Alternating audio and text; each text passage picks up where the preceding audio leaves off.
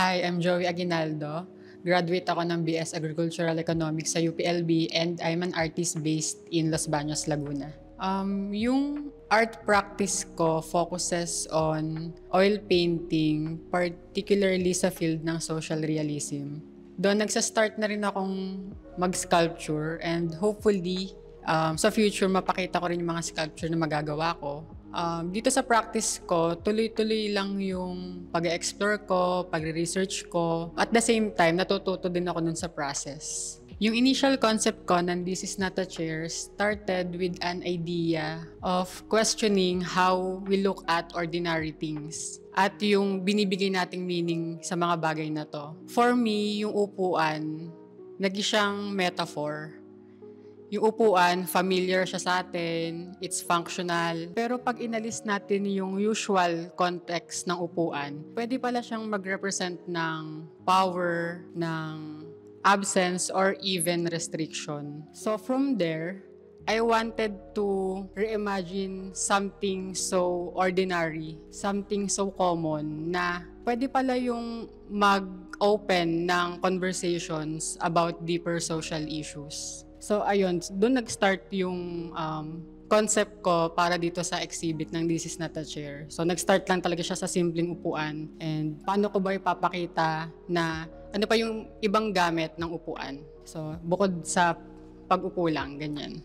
So yung main concept ko dito sa exhibit, nakafocus siya sa iba't ibang topics relating social issues. So marami akong topics na pinili para dito. For example na lang ay about sa laborers.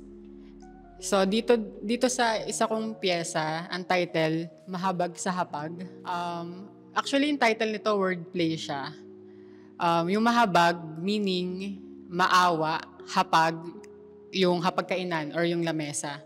So dito sa painting ko, dinedepict ko yung mga tao as lamesa. So meaning, mahabag sa hapag, meaning ay maawa ka sa kanila or maawa ka sa mga taong to. So this is about laborers and yung about siya sa mga hindi tamang pagpapasweldo, walang tamang benepisyo or kulang sa benepisyo. So about siya dito na yung another topic naman na pinili ko para dito sa show ay about sa lupain naman para sa mga magsasaka.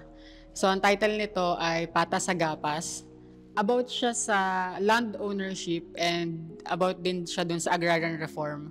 Pinapakita lang na karamihan ng mga magsasaka natin, walang sariling sakahan. Dito naman sa painting ko na ang title, Never Ending Trip to Jerusalem. So yung concept niya, galing siya sa game na Trip to Jerusalem, kung saan yung mga tao umiikot dun sa mga upuan, then kapag na nag-stop yung music, una-unahan silang makaupo. Pero dito sa painting ko na to, yung music hindi tumitigil. So, ibig sabihin, tuloy-tuloy lang sila sa pagtakbo paikot dun sa upuan. Yung upuan dito, nire-represent niya yung rest and opportunity.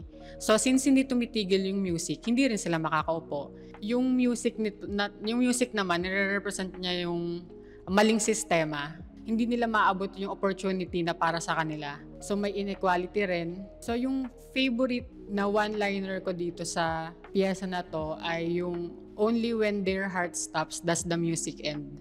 Ayan, dito naman sa piyesa na to, title nito ay Chairman. About naman siya sa mga politiko na missing in action. So binoto sila, nandyan sila, pero hindi mo ramdam yung service nila. So parang nandyan sila pero wala. Then yung isa pang piyesa ko dito ay yung Bahala Kayo Dyan. So about siya sa flood na very ngayon yung topic na to about sa flood na hindi na i-allocate ng maayos yung budget para sa mga infrastructure para mabawasan o mawala yung pagbaha. So ayan, nakikita dito dun sa painting na nakasok yung mga tao, mga karaniwang Pilipino sa baha and nanonood sila ng TV.